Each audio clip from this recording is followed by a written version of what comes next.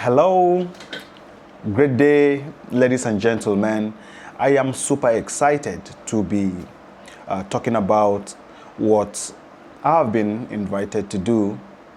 Unfortunately, I'm not able to be with you live at illorin, but I'm here trying to make my presentation here online.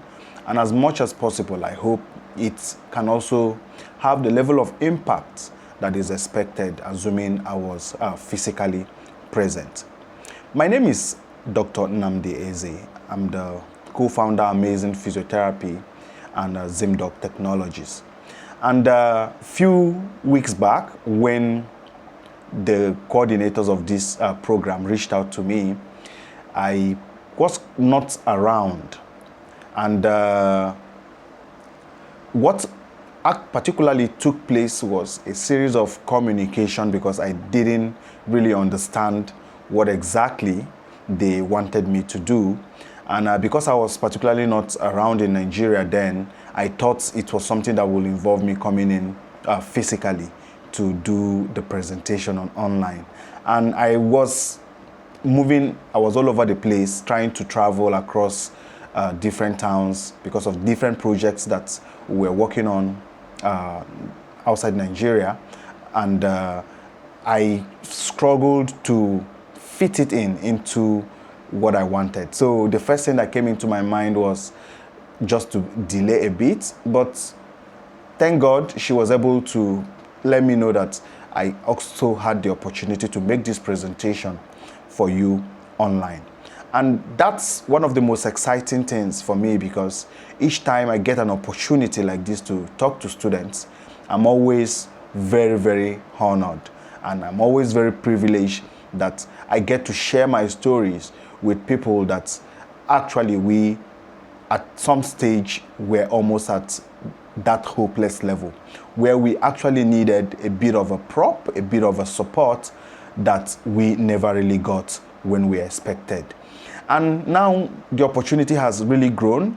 We have lots of people who are there and they are always willing to support as much as they can.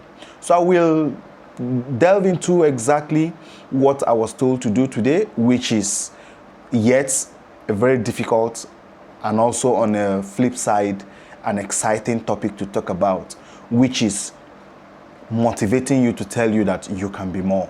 And one of the great things about telling somebody that they can be more is it actually does work.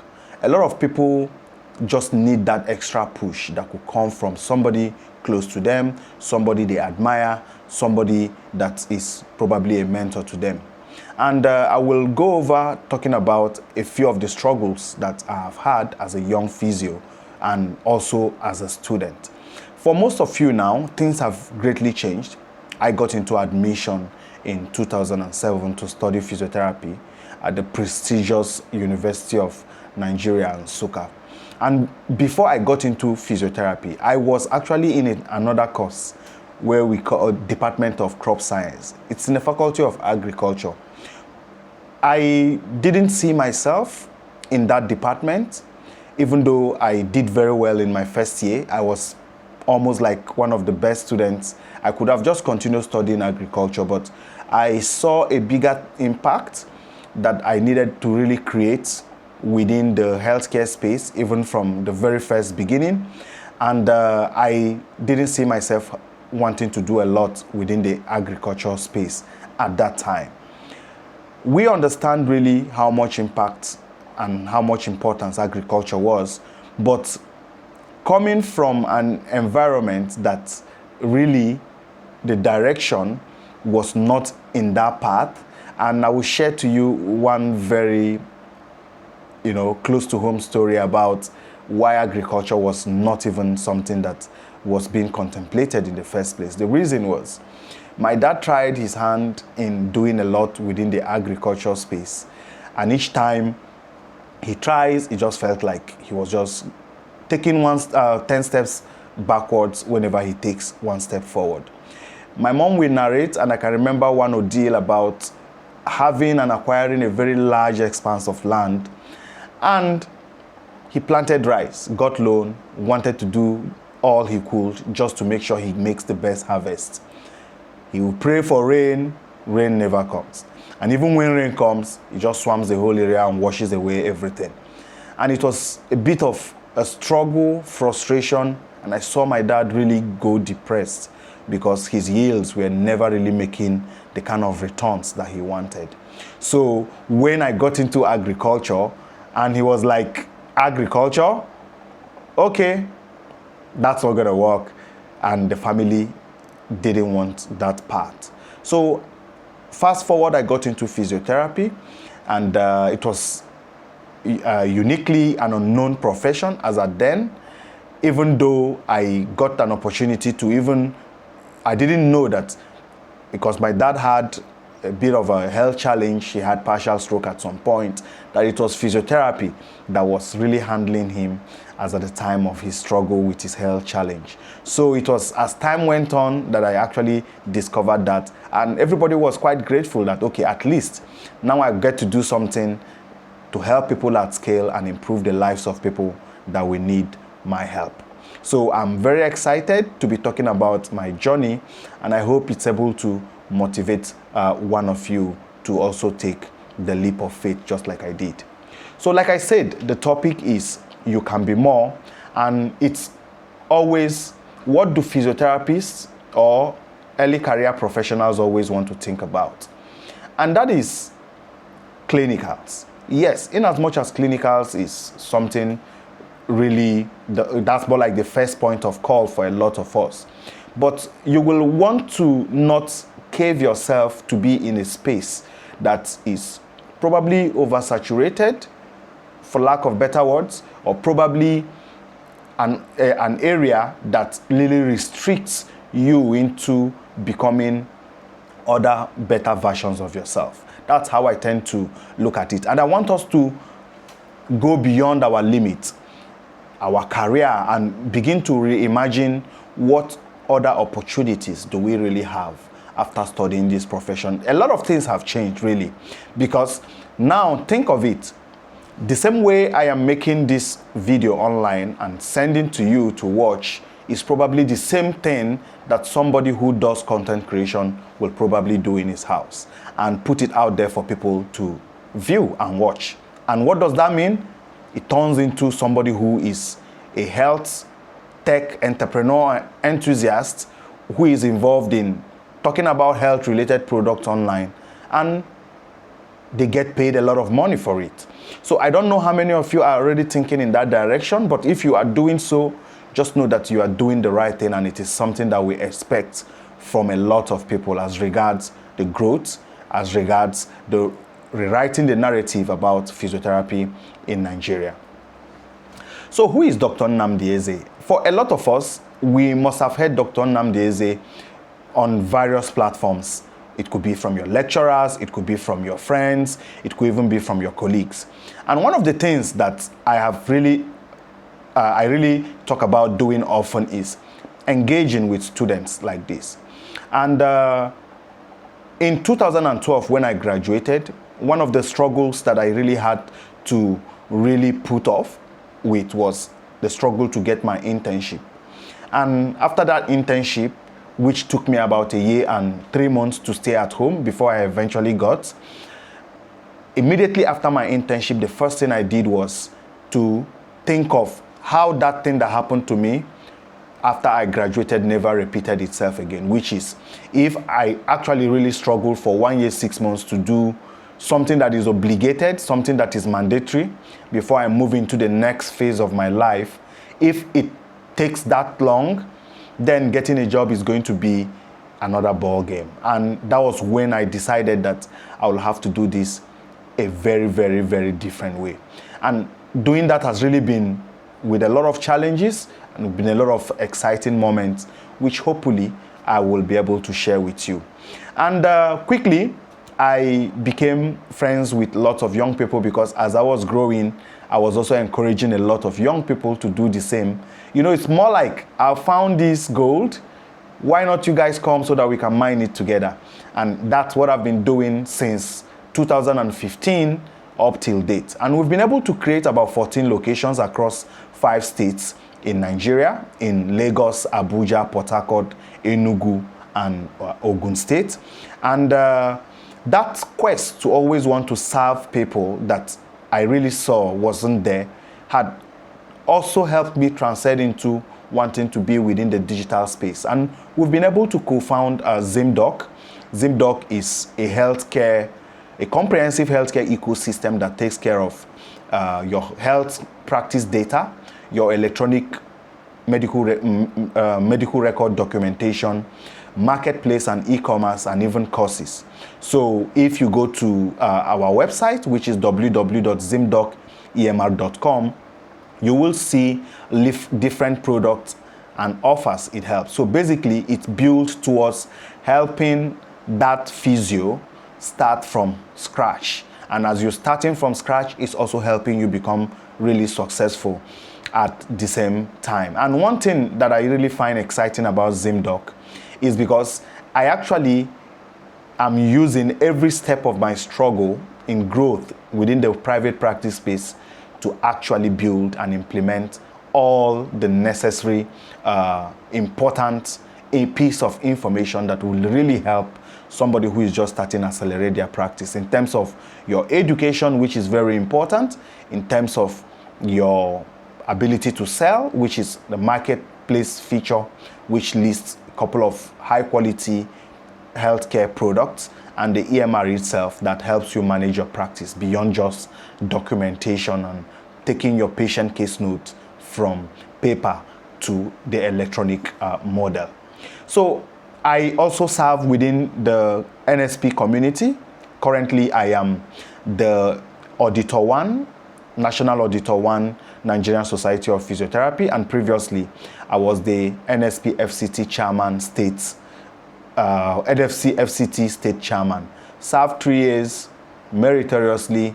We had the intention of getting a boss. We couldn't, but the next administration has been putting that effort to also ensure that we begin to grow together as a professional. So all around, it's either you've heard about me in NSP, which is an area that I do a lot of impact building, because the NSP president had also appointed me to be the coordinator for all the early career professionals and students. So I feel always obliged and feel always highly honored and privileged to be talking to you, because talking to you is kind of part of what I'm supposed to do. So it's my responsibility to always ensure that I get this slight opportunity to make presentations to students like this. In 2019, I was at Port Harcourt NSP conference to talk about how to grow a private practice clinic. Got lots of interest, motivated a lot of people, and inspired a couple of more people to do theirs too. And at the start of my early career coordination, we were able to give loans to 2 physiotherapists to establish their private practice clinics, and they are all doing really great. So I hope it's going to be a very exciting thing for a lot of you to, at the end of this presentation or listening to me, begin to reimagine yourself and see what you can do beyond just clinical practice, working in the clinic, getting a job in the clinic, and not doing any other thing yet. So hopefully we're able to talk about a few more opportunities that really exist within this space for all of us as professionals. So the clinic trap. Like I said, I graduated in 2012. Not the most intelligent person in my class, but I had big dreams, obviously, I talked about. Then that comes the internship trap, having to stay for over 1 year, 2 months at home, struggling. But there was something that really caught my attention, having to move across different states in search of my internship. For a lot of us, internship is what you will do immediately you graduate. So I think it's something that will really be among lots of what the people in the final year are thinking about after their graduation. The truth is, it's been always hard, and it's still very hard. You may be surprised that in 2012, when things were really judged to be very good in Nigeria, people are still struggling to get internship. I stayed 1 year, 12 months, and I traveled across 5 states. And you know one thing, these 5 states that I traveled during my internship, they are actually the states that my clinics are actually located in. The reason is because as I went through those states, I stayed a couple of more days within those states. Eventually, I got my internship in Abuja. Yes, I did everything in Abuja, did my NYSC in Abuja, then started my private practice clinic in Abuja. Then moved to Lagos because I traveled to Lagos in search of internship. Then moved to Port Harcourt because I also did that. Moved Lagos, Ogun State, Abeokuta axis, then Enugu, which is the states that I come from. So it's all these things pieced together. They always have a way of creating who you will eventually be. And in most times, the better you, depending on how you want to write your narrative. So when I look back, it's like this is kind of something that you never really took a clear, mapping of, but eventually it turns out to be your reality. Because when we say whatever you focus on expands, that's definitely where a lot of us will really need to start thinking in a different way and dimension so that you can actually change your reality by yourself. The government is not going to do that for you. NSP is not going to do that for you. Your lecturers are not going to do that for you. Your parents can only pray for you and wish you well. The society, it's very tough out there. When you leave school, that is when the next learning actually starts. Now, because think of it, I graduated knowing everything about physiotherapy, and now I find myself within the business space. If it took me about 5 to 6 years to be a good physiotherapist, I am actually still learning how to be a better business person. So it's not something you just move into. It's something that needs time, and it needs a conscious effort for you to continue to build yourself in that direction so that you can ultimately succeed. So what if this was never meant to be the ceiling? It's what I always tell everybody. Your degree is a launch pad, not a life sentence to be in the clinic. So what can physiotherapists become? Yes, the first question you ask yourself is, what can a human being actually be? A human being's opportunities is abound. The sky is always your starting point if you are really committed to do that. Like I said earlier at the start of my presentation, the media space has really changed. A lot has happened massively. Most of us here are on TikTok, Instagram, Facebook. Some of all those things had never really made a big start in 2006. And even by 2012, just very few people had Android phones. Then it was the time of BlackBerry. So that was really not the main catch with BlackBerry. A lot of us had BlackBerry because we wanted to do ping. I don't know if Gen Zs can relate, but there was a phone at some point called BlackBerry where we will only ping. Pinging was the main thing. And it had a lot of colorful emojis and other things before the iPhone came on board, pushed BlackBerry out of market, pushed Nokia out of market, and now we have iPhone and Android as the two main dominant smartphones available. So now, the opportunities you have now is greater than what we did in the past. So somebody now can sit down, set up his camera, set up his ring light, and actually start making money. That's why I said, first you need to think of yourself as a human being before you think of yourself as a physiotherapist. So if we have agreed that as human beings, our opportunities are abound, then as a physiotherapist, it's going to be a plus for you, because now you are somebody who has two qualifications: a human being success and a professional success. And you can either marry the two of them or choose one and succeed in the other. That's just very simple, and it is something you all can really think of it. So now, looking at the first thing first that I want to talk about, which is often the most flogged part that I also want a lot of us to look beyond, which is the clinician. Now you're a clinician, and that is what you are trained to be. But can we really begin to start to think of ourselves beyond just the clinics, so that if you don't get a job in the clinic, it doesn't look like the end of the road for you? The first thing I would like to talk about is you have to start thinking of yourself as an entrepreneur.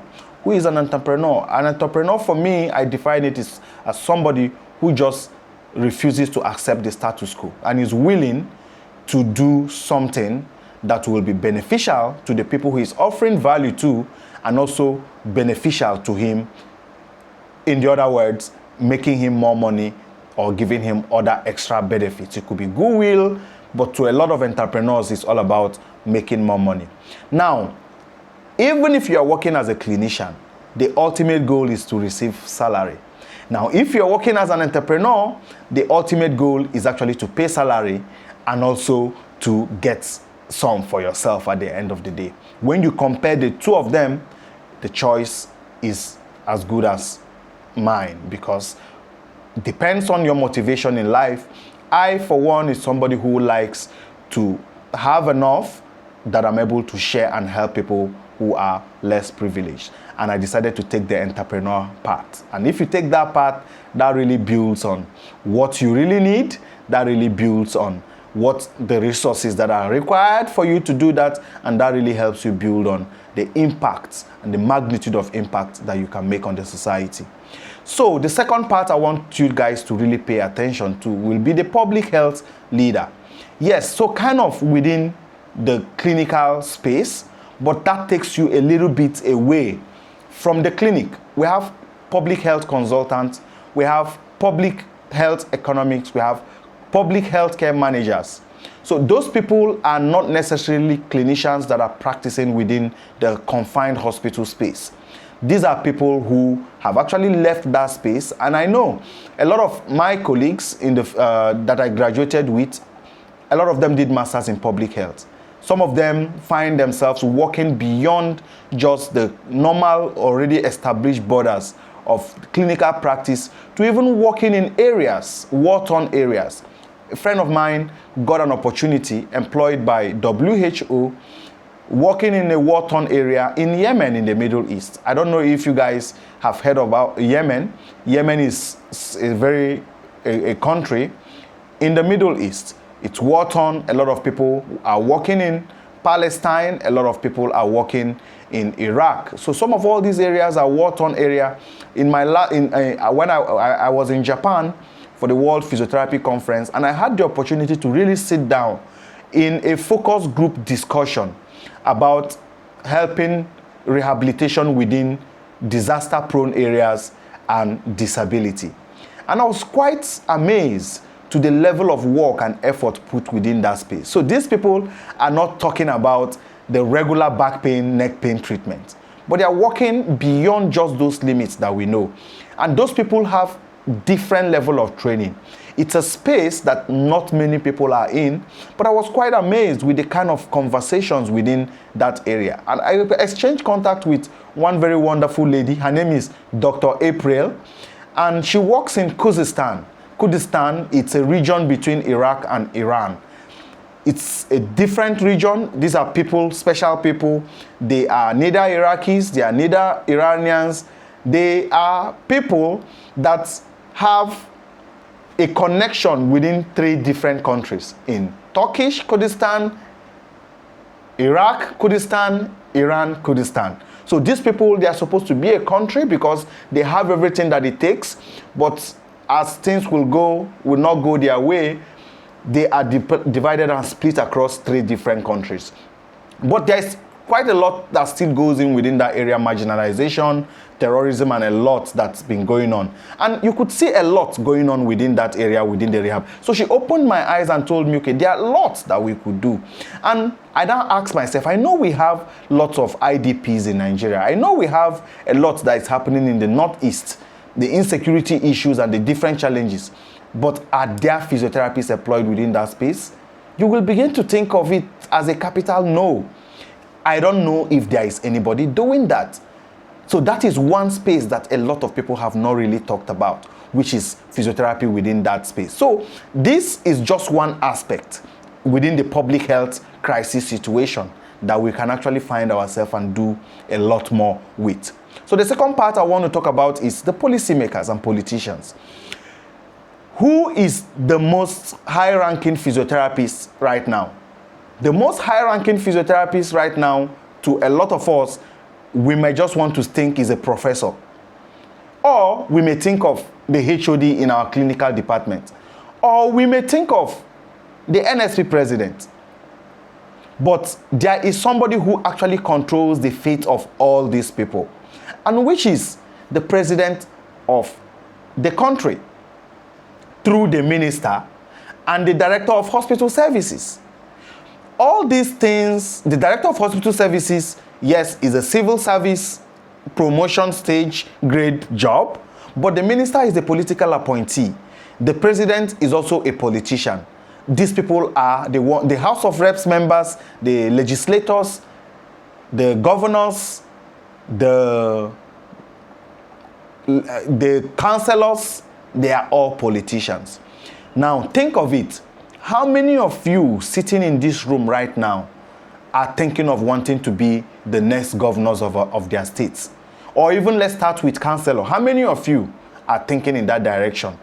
You think of wanting to be a councillor? Have you thought of wanting to be the local government chairman of your local government area? Have you thought of wanting to be the governor of your state? A lot of us just start this politics as students, and when we graduate, it just ends. In one of my conversations with students, like I always do whenever I get the opportunity, I always taunt students and I say, we actually do very well as students. In politics, we actually do very well as politicians, as students. And when we graduate, everybody just forgets about that path. Today we'll sit down, we'll look at our colleagues in MBBS. MBBS, they are the people that are always appointed ministers of health. And even beyond just Ministry of Health, there are other ministries that they are always and constantly being called to represent. Some of them are governors. Most of them are in the House of Representatives and Senate. Now think of what policy do you think that will be very difficult for medical doctors to push? We always, as physios, want to hide under medical doctors. And that is why we may not really get to that level that we are expecting to get to, because we are not within the policy making space. So what I want you guys to start thinking of is, make sure before you graduate, you belong to a political party. I am in a political party. Hopefully by 2031, you might begin to see me contesting elective positions. And I also highly want to encourage a lot of you to also do the same. It's part of my trajectory in life. I said by 2031, probably when I get to about 40, then I start playing active role in politics. That's my life journey. That's what I want to be. And hopefully maybe by 50, I may be the president of Nigeria, or even a very high-ranking position. I hope you guys will vote for me when that time comes. But remember, it's not only about me, because I wouldn't be the only person that will be able to push that. I need other colleagues within our space that we could relate to. And I want to encourage you all that we need to look beyond just wanting to work in the clinic. This is something else that we can do. Illorin, Kwara State, Illorin is in Kwara. And I know a lot of you can remember Dr. Olushola Saraki. And you can also remember his son, Dr. Bukola Saraki. These people are medical doctors. And they have been the governors of the state that your school is located in. Now tell me the policy that medical doctors will want to move, that wouldn't just be an easy ride for them. You have to really think around this and make your decision, and make this decision really very fast. As researchers, these are not just going to be regular academicians who just want to graduate from graduate students, have their PhDs and become professors just for their own good. No. We want to look at people who are involved in making life-changing researches.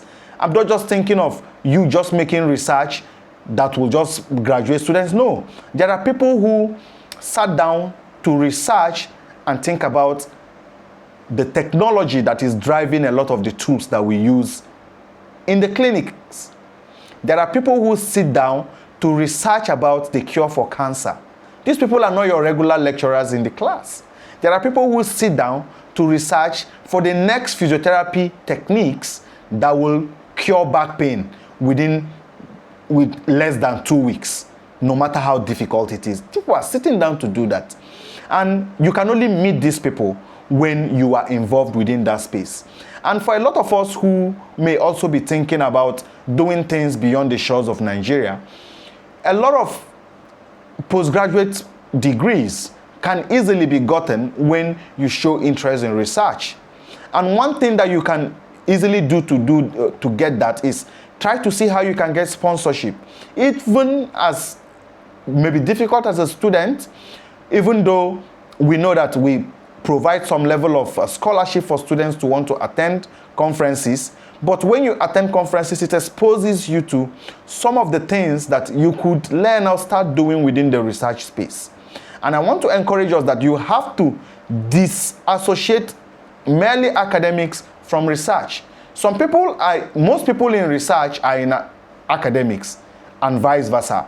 But there are some people that the level of their research does not even allow them to be lecturers in class. So for a lot of you who are thinking of being lecturers, there are people who are highly in research, people who write what changes the world. And I want you guys to really start thinking of that, not just wanting to just practice or work within the research space.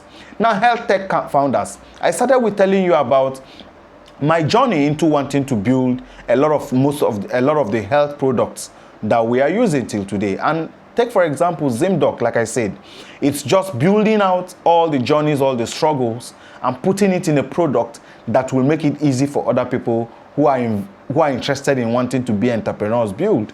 And when you think of it, you think of it as providing a digital health solution that could make life easy for other people. So this is an entrepreneur personified. Building clinics, having clinics, and employing other people may just be the brick and butter. But when it's now time to help many people at the same time, you begin to think of the digital health space. And within the digital health space, a lot of us know a lot of healthcare influencers that are online. It's their day job. Some of them don't have any other thing they are doing rather than setting cameras and creating content. These people get hired a lot of money. They get a lot of money. The kind of endorsement some of them get, it's something you may never even earn for your 46 years working as a civil servant, being paid peanuts as a physiotherapist, working level 1, level 9, 10, 11, even with your DPT. Some of these healthcare influencers, by the way, some physiotherapists are already taking that leap, will earn so much that a lot of us that are just working will not earn because of the peanuts that we are paid within the space. So I want you guys to also think of that. Now, advocates and NGO leaders. Very funny, my younger sister woke up one day, she's studying public health, and she told me that she wants to have an NGO, that I should tell her about it. So this is somebody who is in her third year, and I know this is probably going to be one of the conversations that is probably being often talked about in her class. But I really love the fact that she wants to be an advocate, and she wants to be a thought leader, and she wants to be somebody who fights for the benefit of other people. A lot of us, have we started thinking about the NGOs that we want to float? Like I said, Nigeria needs a lot of help. We have enormous challenges. Nigeria is not seeking for people that will benefit from it. Nigeria is actually looking for people that will provide solutions to the numerous problems that they have. And you begin to think of how best can this be done. The first person you need to look at to ask that question is when you go and stand in front of a mirror, that person you see in the mirror is the person that has solution to the enormous problem that we have. And that person is you. You can become an international consultant. Yes, if physiotherapy doesn't work for you, you can japa, very popular. I didn't want to talk about that first because I know that that's more like the goal of most medical personnel. People will say Nigeria is not a country to grow as a professional, but I tend to disagree. If I hadn't grown my practice to the level that I have done, you probably wouldn't have invited me to want to talk to you about telling you that you can be more. And where am I? I'm in Nigeria. So that tells you that you can still be successful in Nigeria. Now, for a lot of us who believe that the world is a global village and everybody is a global citizen, which is what I really believe in, you could decide to take your part outside the shores of Nigeria. Now, there is something you need to really want to change in your mindset. You are not going outside Nigeria in search of greener pastures. You are actually going outside Nigeria to create impact that you will ultimately want to bring back to Nigeria later. It could be that the resources that are required to get you to that level is not available in Nigeria, and you need to get it elsewhere so that you come back and solve Nigeria's problem. But if you're actually looking for greener pastures, you will struggle and you will become like some of my friends who jackpot to UK. Now they have gone to Canada, and now they are still living. They jackpot to UK, left UK to Canada. Now they have left Canada and they are in Australia. Now you begin to ask yourself, what is it that these people are actually looking for? Maybe when you find them, you ask them, because they have not told me what they are looking for. So build something that outlasts you. It starts with one clinic, if you are interested in the clinical practice like me, and build something that will make a lot of difference within the space that we all find ourselves. So opportunities for you if you want to be an entrepreneur. You open your own private practice. You could start with selling healthcare products or supplement business. You can build your health apps or digital health tools. Like I said, that's one way to reach out to a lot more people to be able to solve their problems. You could get into fitness or wellness franchise and create online physio courses. Online physio course is nothing too difficult. It is just me recording something like this that I see of impact to a lot of people, packaging it and selling it online at a fee. One place that you can even sell online physio course is on ZingDoc. We created a space for courses whereby anybody can create something they feel it's highly impactful and meaningful and put a price tag on it. And we will market it for you and you will get paid for just doing that. Anybody can do that as long as you have a unique skill and unique ability to do that. And beautiful, you heal a lot of people and create a lot of impact in the society by virtue of just doing that. Now, I want us to think of Nigeria as a country that has about 200 million people. And Nigerians need better prevention, education, and rehabilitation access. And if you think about that, then you think of how you can reach people beyond just serving one person. And that is where looking within the public health space really matters. Because now you are solving problems of people that you are not just seeing, but people whereby your policy will ultimately impact.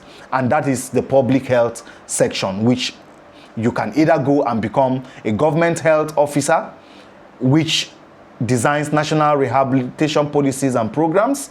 You can become a United Nations or WHO consultant, like I talked about. A lot of us go into doing degrees in epidemiology, where we study how injuries and disease spread through populations. You can become community health educators. You take evidence health messages to the grassroots. Public health program manager. You lead NGOs and government health intervention projects. So that is how you actually look at yourself beyond just becoming a physiotherapist within the clinic, because you are healing communities and you are not just healing just one patient. You need to change the system from inside through politics, like I talked about. If physiotherapists don't sit at the policy table, someone who has never treated a patient will decide what our profession will look like. And I want you guys to start to think of how you can become members of the legislative parliament, how you can begin to influence yourself to be board members, even if it's starting within the MRTB space, international health diplomats, it's something within your reach, health policy advisors to the government, professional association leaders. Now, you have to think of how to serve your profession. Like I said, I'm able to talk to you guys because of certain roles I have and also the passion I have for wanting to help students. And now, if you see any little space, even within as a student, you have to take that opportunity, because that is where you start building your portfolio to become the policymaker or the change agent. So within the academia, I talked about it. You can be your lecturer, you can be a clinical researcher, you can be a grant or research lead, and you can be a peer reviewer. One of the things that we also are building within the ZimDoc space is a research review module, whereby people are able to talk a lot about analyzing evidence-based research data, analyzing systematic reviews, analyzing cohort and longitudinal studies, and putting them out there for people to look in bit-sized format, easy to understand, simple format that will help them start making impact on the next person that they will treat on Monday. So that's something that I want us to really think of. It's kind of like creating content, but you are doing it within the research space. And like I said, being a researcher is different from being just a lecturer, because a clinical researcher may just be beyond somebody who just teaches students and graduate students, but you are doing something deeper and creating innovative solutions and problems that an ordinary lecturer may not just be able to do. You need to build tools that Africa needs, like building health products.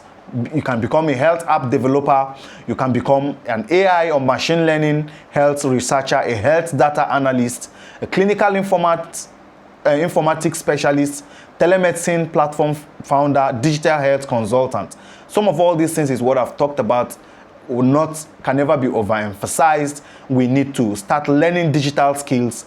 How to build apps is something you need to do. I had to actually sit down and tell myself that if I want ZimDoc technologies to succeed, I will need to really learn how some of these softwares are made. And I sat down, thought about how best I could learn programming in Python, learn machine learning and data analytics.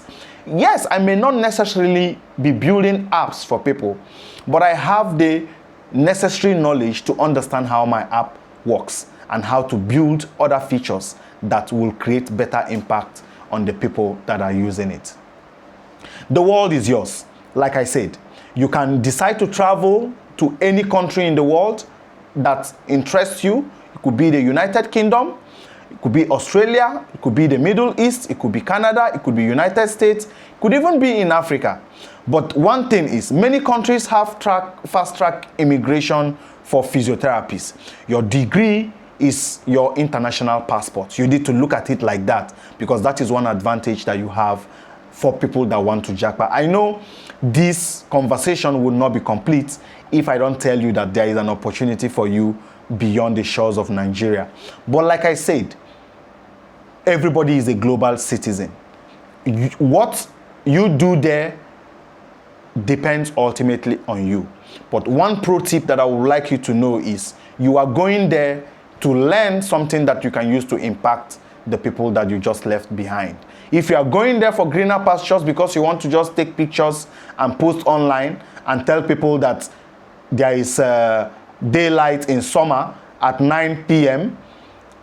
and cold that makes you wear winter jacket and you snap in snow, you are going to be very frustrated, even more frustrated than some of us who did not have the opportunity to travel like you. So whatever opportunity you have to make sure that you utilize it and utilize it very, very well. So now, you can be an advocate. Like I said, use your voice to change lives by being a disability rights advocate, social media health influencer. You can be a community rehab founder, health auditor, and one thing that I have struggled to really do, which is writing a book. You can be a writer. You can begin to write books that will impact people. I've been working so hard to write a book. I've been struggling, but I'm making progress. And hopefully when that is ready, I will tell you guys about it, and I hope you buy and read my book. But these are things that you really need to do that will to change lives. Imagine writing a book, because they say everybody has a book in them. And when you write a book, it's a compendium of your experience. It's a compendium of your life journey. It's a compendium of genuine solution that you have to a prevailing problem. People need you, and that change starts from you. You need to use your voice to change lives. So you need to identify problems for you to work as somebody who looks beyond just your clinics. You need to be somebody who identifies problems and think about what frustrates you daily. That frustrates your idea, that frustration that you see, that gap that you see, those are the things that should be identified for you to grow. You need to validate the solutions. You need to talk to people who are within that space. Talk to them, learn what the issue is, then think about how to go about it. You need to build the minimum viable solution. It could be a product. You need to grow, systematize, and improve on whatever it is that you have seen as a problem and what you can easily build. So skills you already have. You need to build on the skills that you already have.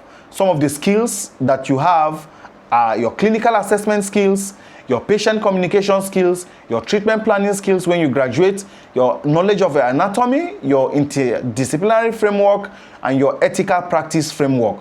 All these put together will build whatever thing you want to build in future, because they become an advantage to you. And you need to understand that you do not make excuses as you grow. Don't, like for example, some people will say, one of the reasons that I've not been able to grow the way I want is because I can't.